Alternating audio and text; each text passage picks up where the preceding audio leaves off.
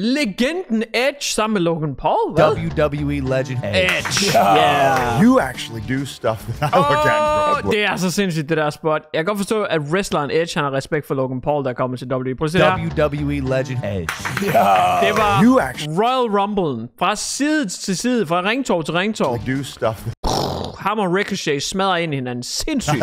De krammer hinanden midt af det. Er sindssygt. I blow both hips out. Bro, I see you do a spear off the top. Ja, Edge har selv lavet spear fra toppen af en stige. Det er sindssygt. Top of a ladder. That was stupid. Det er også noget, der ødelægger ens karriere, hvis man lander forkert. Put here to be a girl dad. You also realize like instantaneously, I can murder someone. Og det er sandt. Når man får en datter, så finder man også ud af, at det er den der, man finder ud af. Jeg dræber nogen, hvis de rører hende. Det er første gang, at jeg reagerer på Impulsive, tror jeg. De har tidligere haft besøg af Roman Reigns, som er double champ og face of the franchise, har været heavyweight champ i sådan 900 plus dage. De har haft besøg af Triple H, mener jeg, hos Impulsive, som er en af dem, som er med til at run the show. Han sidder ude bagved med manuskriptet og sørger for, at alt forløber, som det skal, når de er ude og optræde foran de her 50 plus 1000 mennesker. Og han er også selv tidligere mange gange verdensmester. Og nu har de altså også Edge inden. De har også haft Rey Mysterio inden, som er ham Lucha Libre duden, man tit ser med sådan en maske på. Hvis man ser en wrestler med en maske på, så er der sådan en 90% chance for, at det nok har været ham, Rey Mysterio. Men nu har de Edge inden også, som er en legende i branchen. Han har haft en udeperiode. Nu er han i sin karrieres efterår, kan man sige, kommet ind igen og har taget et run mere her, hvor han er oppe i alderen, men stadigvæk kan bevæge sig som en young boy. Yo! Alright, I gotta move this bad boy out. There we go. There we go. Det er Edges intromusik i wrestling, han spiller for ham. And that's when the stadium starts singing. Hvem er det der? What? Hvem er det der creeper sig ind herover ved døren? There we go. There we go. And that. Hvem er det der? Hvem er det der står her der? That's when the stadium. Hvem fanden er det der sådan? Hvad sker der herinde? Er der nogen, der optager podcast herinde? Så skal jeg nok ikke lige gå ud og skide her, eller hvad? Hvem fanden var det? Let's go. Yeah. I am so jealous you got a sing intro song. I came prepared. Yeah! I went to Ralph's this morning. Yes! Jeg troede faktisk, det var en dansker ting, det der med at slå på låget. And I saw me some Prime. And I figured you guys would have a lot of energy. So I got me some orange mango. Product placement, everybody. Let's go, earn media. Dude, thank you, man. 10 calories, 0 grams of sugar. That's really good. Yeah, that's a good flavor. It's really good. Thanks, bro. Yeah. I actually I use these now as my pre-workout. Really? Yeah. Er der koffein i dem? I mean, it's my product. No, actually, fuck that. It's an amazing product. There you go. That I happen to own. Yeah. Okay. Part of. But it's good, especially for workouts, man. I've been going crazy this WrestleMania. Altså, er det sådan noget pre-workout og noget sådan noget No Explode, Jack 3D, sådan noget Nitro, sådan noget, altså er der sådan noget voldsomme mængder koffein i, eller hvad? Jeg troede faktisk bare, det var en læskedrik. Er det ikke bare en sodavand? Eller er det fordi dåserne er noget andet end flaskerne? Yeah, like I'm ready, bro. I'm trying to impress people like you when I go in the ring because I got to pay homage to the hard work and decades of work that you put into this industry. Well, so here's the thing. Like, you know, you always have some people that go, oh, okay, a celebrity, right? Yeah. Forgetting that Mr. T was in the main event of WrestleMania 1. Liberace was there. Muhammad Ali was there. Cyndi Lauper was there. You actually get in and go. And do stuff that I look at and go, man, I'd blow both hips out right now if I did that. Yeah, right. Og det her, det er jo det der problemet, der er nogen, der har ondt i røven af Logan Paul. Han kommer ind og wrestler, de har enorme events foran 60-70.000 mennesker. Nej, det er jo faktisk, han var også med til WrestleMania, som er det største årlige wrestling show, hvor der er 80 plus 1000 tilskuere, er jeg ret sikker på. Og får store kampe, får masser af tv-tid. Og han har ikke været igennem den her træning i årevis som wrestler har, hvor de først optræder for 10 mennesker, ikke 10 millioner, 10 mennesker i et eller andet random pakkehus i downtown, hvorefter de arbejder sig op, og så til sidst optræder de måske for en lille sportshal af mennesker, og så bliver det måske sådan en lille fodboldstadion med 5.000 mennesker, indtil man kommer derop. Altså han har bare sprunget foran i køen, og han har fået en forlomme, fordi han er en social media superstar, og det er der mange wrestlere, som har ondt i røven over, hvad fanden laver han her. Men man må bare sige, han er genetisk giftet som atlet. Han kan hoppe, springe som bare fanden. Han er en medaljevindende olympisk wrestler, mener jeg faktisk også. Han var jo i college fribryder og kan faktisk bruge sin krop. I'd try Adam. Yeah, right. What are you talking about, bro? I seen you do a spear off the top of a ladder. That's like that's the highest spear in WWE history. That was stupid. Det var det klip, vi så i starten, hvor Edge han hopper fra toppen af en stige og spærer en. I think so too. Dude. Yeah. I watched NFL takler ind i maven. because I'm trying to do these like crazy Det er virkelig stunts, sindssygt. and someone sent me, and I was like, dude, that's a move you gotta like bite the bullet for. You just can't think. No, you can't. You just All gotta. Og det er jo det, der er. Lad mig tage den en gang for alle. Ja, wrestling er fake, men lad mig sige det til dig sådan her. Når du ser din favoritserie i fjernsynet, Game of Thrones, Sons of Anarchy, Breaking Bad, det er også fake. Det er heller ikke rigtigt. Det er bare, det er jo, jeg ved godt, det er fake. Det ved alle, okay? Det er ikke nogen nyhed, men det er din favoritserie eller film også. Det er også fake. Det er skuespil. Det er samme med wrestling. Det er bare skuespil, hvor de slår sig. Og ja, det er stunts, men trust me, det gør ondt. Som en af mine favorit wrestler nogensinde sagde, det er Randy RKO Orton. RKO out of nowhere. Han sagde, okay, hvis wrestling er lige så fake, som du tror, du er, fordi det er ægte stunts, men det er ikke engang altid folk tror på. Men hvis wrestling virkelig er 100% fake, så uanset hvor du befinder dig lige nu, om det er på et trægulv her, om det er på græsset udenfor, om det er på fortovet, om det er på et stålgulv, så take a bump. Hvis wrestling er så fake, som du siger det er, så hop ned på skulderbladene og take a bump.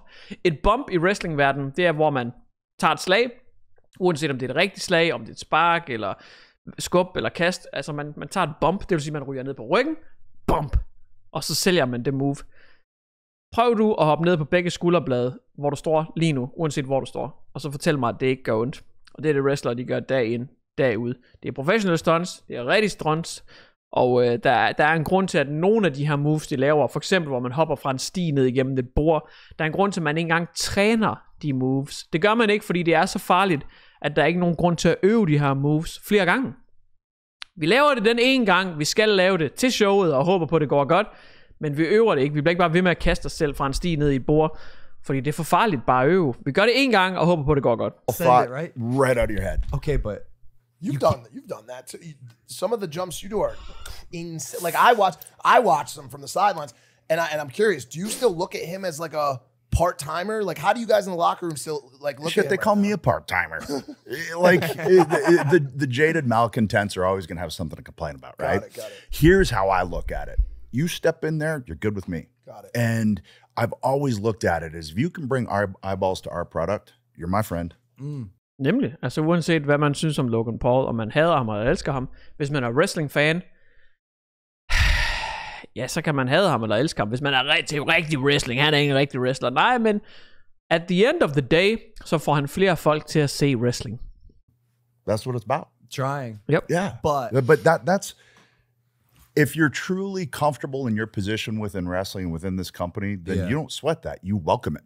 You know where I get a little cognizant of my position is guys like you and the traditional wrestlers who are showing up every week, 52 weeks a year to do their SmackDown, the Monday Night Raws. Dude, I have four events a year. Det er så det, der er lidt sindssygt ved Logan Paul.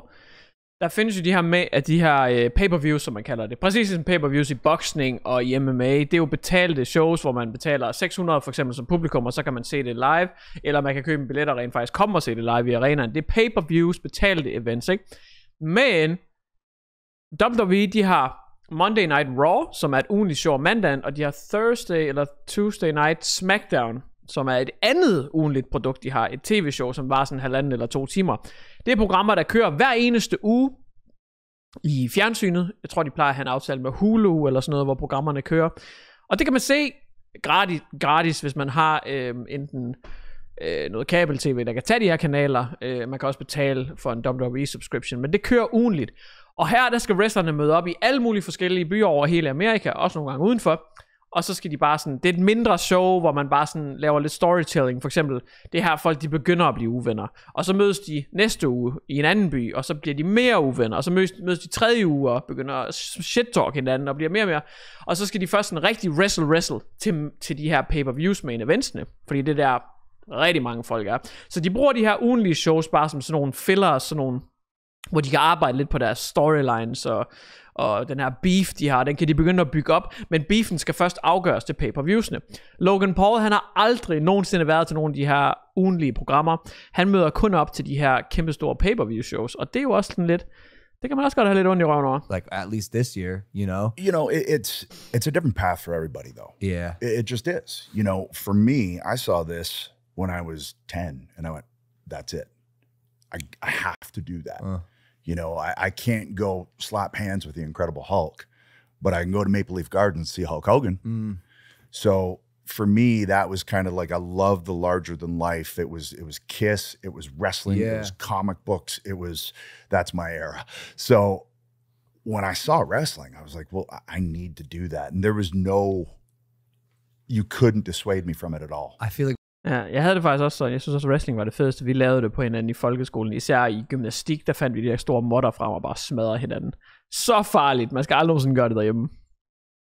Men jeg tror også bare, at det var så stort og fremmed for mig dengang. Jeg tror ikke engang, der fandtes dansk wrestling dengang, så jeg prøvede aldrig nogensinde at blive det, selvom det nok egentlig havde været en kæmpe drengedrøm. Men jeg tror bare, det var så fjernt dengang. Jeg tror ikke engang, det fandtes i Danmark nærmest. Så der var ingen chance for, at jeg nogensinde ville blive wrestler anyways. I think most people in the WWE now have had that exact reaction to when they first saw wrestling. They had to do it.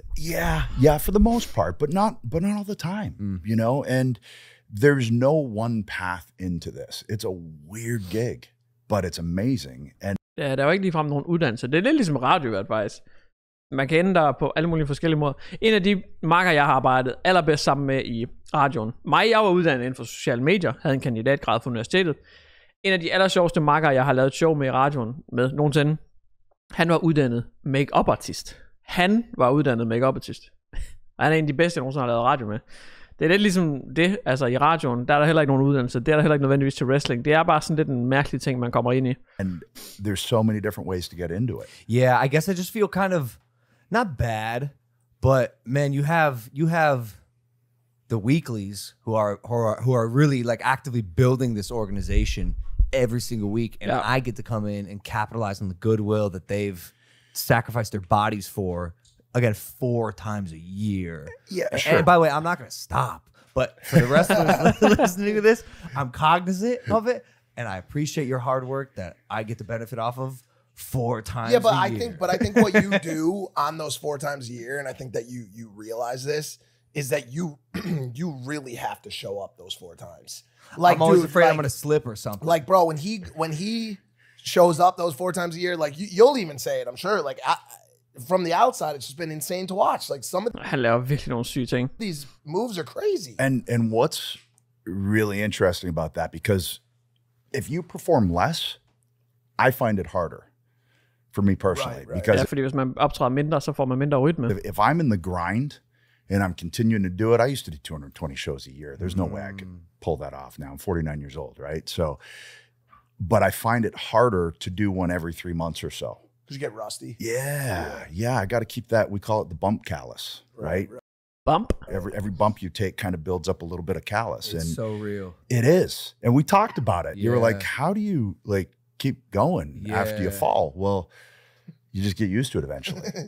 Man bliver bare vant til at tage slag. Your body, we're all stupid. So you eventually just, your body gets desensitized to it, and it's amazing what the human body can put up with. Prøv lige at overveje, at kroppen bare vender sig til at blive kastet ned igennem alt muligt lort. Yeah. And If you push it. If you push it, and it's much easier to push it when there's 15,000, Dude. 20,000, 60,000 people watching. Something about jumping off a ladder is a little easier when there's Yes. that many people watching you. My God, when we were doing it in front of no one in the Thunderdome, Dude, screw that. and I could hear the crew fart while I'm doing a match, and I'd be like, inside, I just landed. I just took a choke slam from Kane or something, which really hurts, especially with no people, and could literally hear a dude farting. Det han snakker om nu, det er, at de havde noget, der hed Thunderdome. Og det var under pandemien. Så ligesom mange andre organisationer, så havde de en masse fans, der sad oppe ved publikumsrækkerne på skærm. Så var der bare for eksempel 500 skærm af folk, der så med hjemmefra eller whatever. Men der var ikke nogen mennesker i arenaen på grund af pandemien. De eneste, der var der, det var wrestlerne, og dem, der styrede kameraerne og whatever. Men når man så tager et slag der i The Thunderdome, så er der ikke en masse mennesker, der siger, jo, fordi det var mega fedt, og så kan man nemmere komme igennem det, fordi adrenalinen, der er bare helt stille, så man tager sådan en kæmpe slag, bum, så kan man høre, de lander på måtten, og så er der bare stille. Og det var en mærkelig tid. Jeg så ikke ret meget wrestling der, fordi magien døde virkelig for mig, når ikke crowden var der. En stor del af det er crowden, der bare går sådan, yeah! Altså det er bare det fede. Men det var så mærkeligt, som han selv siger, at han kunne høre ind af kamerafolkene slå en skid. Det var så mærkeligt, også fordi, at det blev meget tydeligt, at de sådan snakkede sammen, og sådan... De snakker sammen, fordi de nogle gange sådan i øret af hinanden sådan, kast mig til højre. Det siger de nogle gange til hinanden. Men også, de snakker også under hele sådan optræden, bare for at gøre det mere ægte. De siger sådan, hvad så, hvad ved du? Og det kan man ikke så nemt høre, når publikum er der. Men når der ikke er nogen publikummer, så kan man sådan høre, de kaster hinanden ned på måtten. Bang! Tag den! Og så er der bare helt stille. Det var så underligt. Det var Thunderdome. Det var sådan, de gjorde det under pandemien.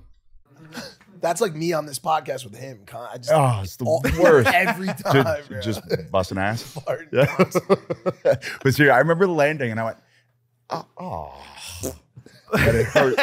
And it hurt so much more. Okay, of course. Oh. Of course. So I don't... Ham han snakkede om, han tog et chokeslam fra, by the way. Jeg tror faktisk lige, jeg skifter kamera, inden jeg trykker søg, bare fordi at... Wow, så finder den simpelthen Harry Kane, fodboldspilleren. Nu skal jeg vise jer, hvem det er, han tog et chokeslam fra. Det er en gut, som er langt over 2 meter, som løfter ham i halsen, og så kaster ham ned i ringen. Det er ham her. Nu er han så blevet gammel, men det var ham der chokeslammede ham. Og så var der en kameramand, der sked bagefter, og så gjorde det endnu mere ondt at blive kastet af ham. I don't think I could have done that. I don't think I could have ever subjected my body to that kind of torment without the big payoff. You know, I'll just say it. Well, and the payoff being that instant gratification, right? So that's what I've found, like in any acting I've done. It's great. Acting's really fun. It's a creative outlet. It taps into that vein. And I need that in my life. But nothing for me hits me in the heart, in the soul, in the like all of it like this does. When you have entrance music and entrémusik, det er jo virkelig en stor del af wrestling. As soon as that first chord, that first word, that first instant, and those people explode. Det er så fedt. You know. Og nogle af temasangene til wrestling også, det er noget af det fedeste musik, jeg nogensinde lavede. Easy for you to say. Og nogle gange så tilegner man bare sådan en nummer, du ved, så spørger man en kunstner, hey, må vi bruge det her nummer til ham her wrestleren, når han går ud, fordi det passer mig godt til ham. Men der er også nogle gange, de har fået kæmpe store, verdenskendte kunstnere til at skrive et nummer kun til den her wrestlers indgang. The greatest. They're saying it's one of the best walkout song of all time. I mean, I'm biased, but yeah, I think it is. But it's just, it's amazing to get that reaction, and you feed off of that. I mean, shit, I got a triple fusion on my neck. I'm not supposed to be doing this, but yet I get out there and I don't feel a thing. How did you make your walkout song? Like, how did that come about? Because I had two. And then at WrestleMania, I'm gonna by the time this comes out, we'll have debuted my new one that I like worked on and actually like feel really good about. Wow, så han har optrådt 3 eller 4 gange, og han har været igennem 3 sange allerede, Logan Paul. Sygt. Det er svært at finde en, der passer til ham. But it's a hard process to... Fordi det er nemlig det der med, at man skal have en sang, som alle genkender. Sangen, den skal have spillet i et halvt sekund, og så skal publikum vide, hvem det er, der kommer ud nu. To pick that music. It is, and I'm very hands-on with all of the creative aspects of my character. Like, I'm really hands-on, and I always have been. Probably to the point when I first came in, they're like, who's this kid who wants his music this way, and who draws his own tights, and who designs his trench coats and his T-shirts, but I've just always been that way. I've always been artistic, and I want to be involved in that process. So han har altid været autistisk. Det er fandme smukt, altså. Just kidding. Jeg hører godt, hvad han sagde, roligt. If you see it on me, I was a part of developing that. Yeah, totally. And that to me is important. It's a brand. That's what I was going to ask. It's a brand. And with the music, honestly, it was the most important aspect of this whole thing. Yeah. Because it kicks me into gear. Totally. And if it can kick me into gear, then I'm going to throw as much energy as it gives me at the... Så han bliver hype bare, han hører sin egen musik. Så er han altså bare klar til at wrestle. Audience. If I throw it at them, they should throw it back at me twofold. And now you got this reciprocal thing going on. And now it's like... The closest thing I can think of is like a concert, or maybe like a stand-up even. Where if the set's killing and you feel that energy from the audience, and if it's not, got to switch it up. Yeah. But with the music, a buddy of mine, I went to a Metallica concert when I was out with my first neck surgery. So I'm wearing a neck collar and everything. He goes, hey, want to come meet my brother? And I said, sure. Went over. His brother's Mark Tremonti, who is the guitarist for Alter Bridge. And they hadn't released an album yet, though. He goes, here, check out this album. So he played me the whole first album. I heard the fourth song. I was like, hey, when I come back for my neck, can I use that? Really? Sygt, så det var bare sådan en kammerat, som han var med ud og høre noget Metallica-koncert med, og så kom de hjem, og så var han selv ved at lave noget musik, ham der kammeraten, så spillede han bare et nummer for ham, og så det fjerde nummer på albumet, det var den sang Edge, han har brugt lige siden til at gå ud til. Sygt. Really? Yeah. Oh, so you got like De har vist også tjent lidt penge på det så. a major man. track. And he was like, I own it, so sure. And You're so lucky. They're really strict about that now. yeah. Like I tried to use potentially music that I already liked, Yeah. or like a friend's, an artist even who I'm friends with. They won't let me. Well, it's because of, perpetuity and Yeah, of course. Video It's games, hard. blah, blah, blah. Yeah. Ja, du kan ikke bare tage et nummer for satan, så er det sagsøgt i hovedet og røv. Mark just said, yeah, take it, use it. And he was smart because he owned it. So there was no like record company getting in the middle and trying to get more and gouging for money or anything like that. He knew this was going to get played every week in 120 countries. Yeah. It's their most downloaded song. It's all of those things. Det har bare lige sådan været deres mest populære sang. Yep. It worked out for both of us because, man, my career feels different without that. Well, that walkout music, it's like anybody can relate to this, whether they're a wrestler or not. Like when you go to the gym, you put on, I listen to A Day to Remember. I listen to shit that pumps me up. Yeah. Det er en perfekt analogi. Altså alle kan jo genkende det her med at gå ud til et nummer. For eksempel når man går i fitness, ikke? Man skal op og ramme de der 100 plus kilo i bænkpressen. Altså så smider man det bedste nummer på, man har i hørebøfferne, og så går man ind, ikke? Så kommer man ud af omklædningsrummet. Det er akkurat det samme med wrestling.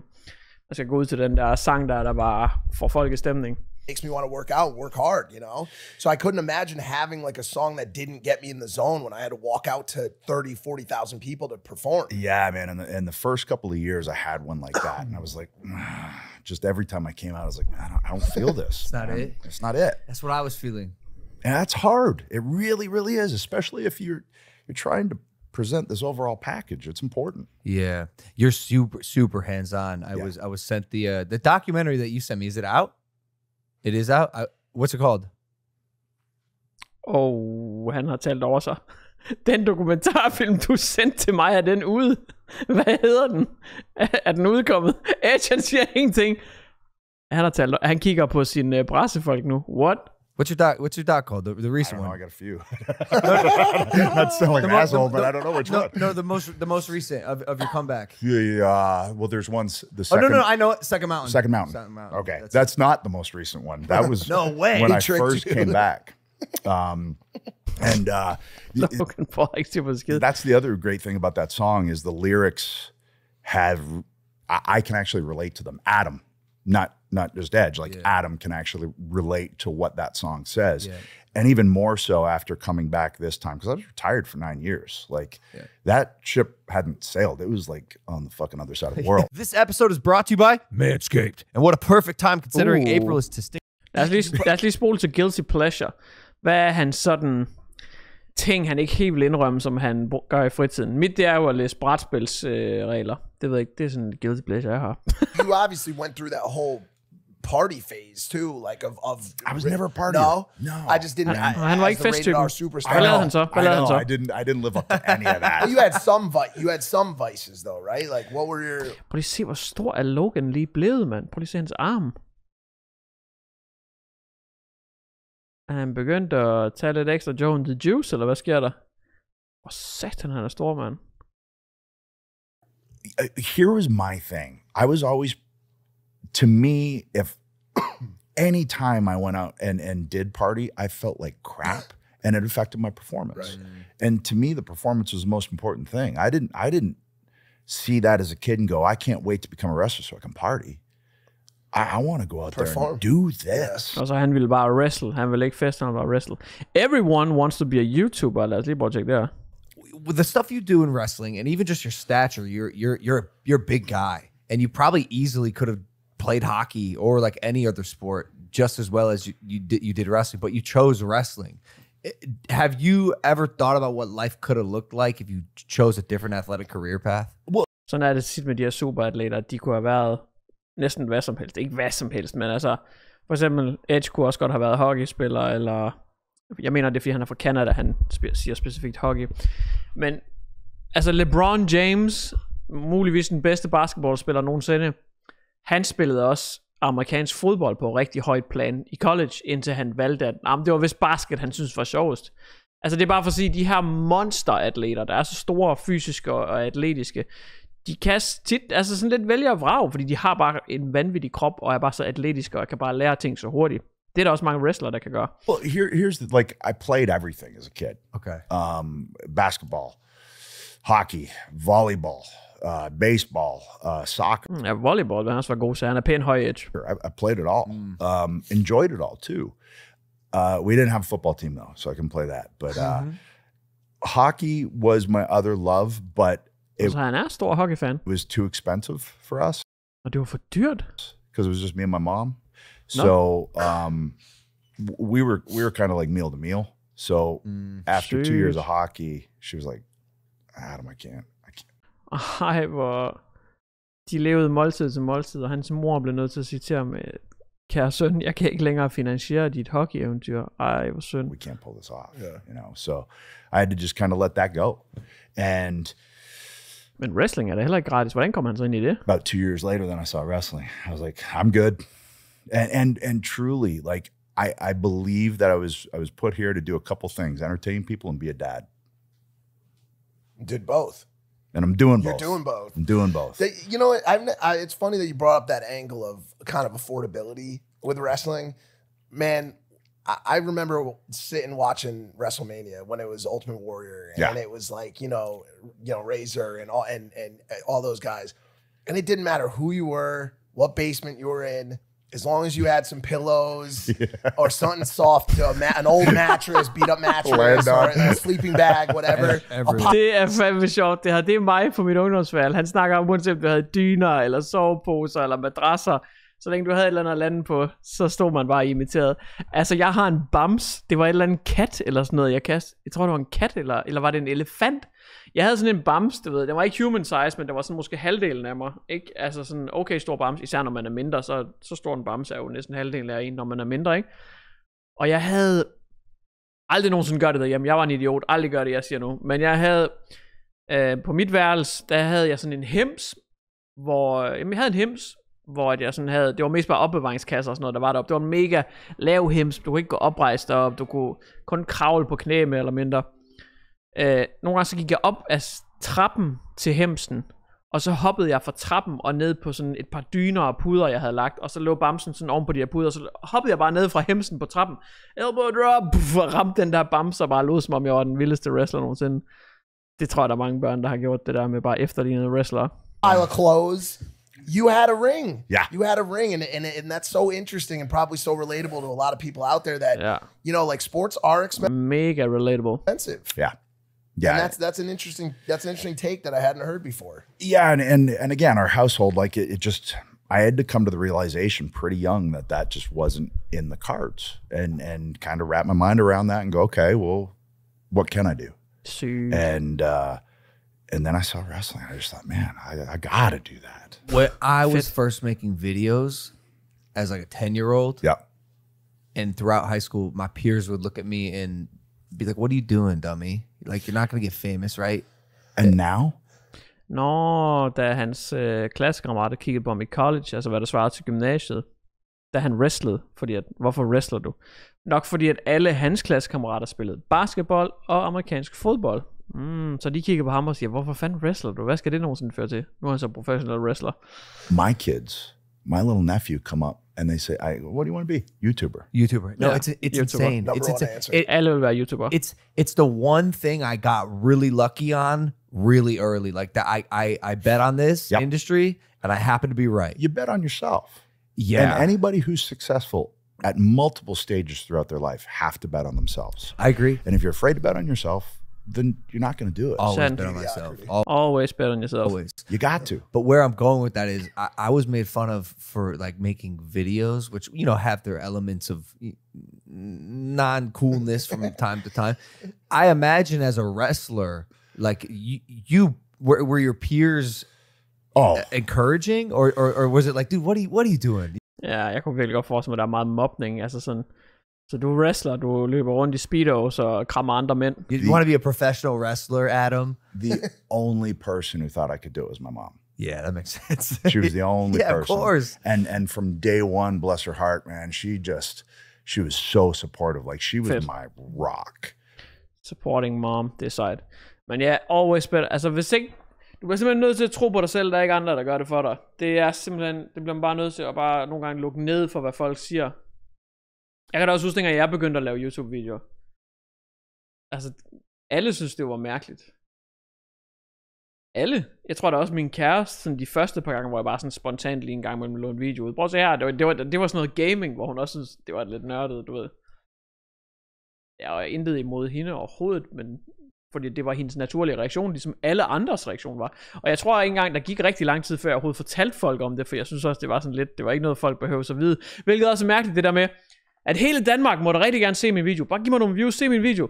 Men jeg behøver ikke lige fortælle det til dem, jeg kendte, at jeg lavede de her videoer inde på YouTube, som ikke ret mange af dem så alligevel, fordi det behøvede de ikke lige at vide. Men der er rigtig gerne, I må gerne se det, alle jer, som jeg ikke kender. Men det er det samme med det her stand-up, som jeg kører nu.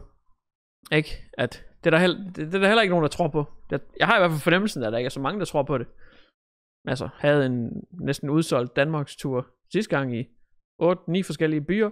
Skal afsted med stand-up show nummer 2 nu, og jeg synes, det går okay. Og jeg tror på, at jeg godt kan det.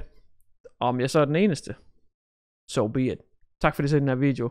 Det har været lidt nørdet, det har været lidt wrestling, men det elsker jeg. Og jeg håber, jeg får noget ud af det. Tak skal I have. Husk at like.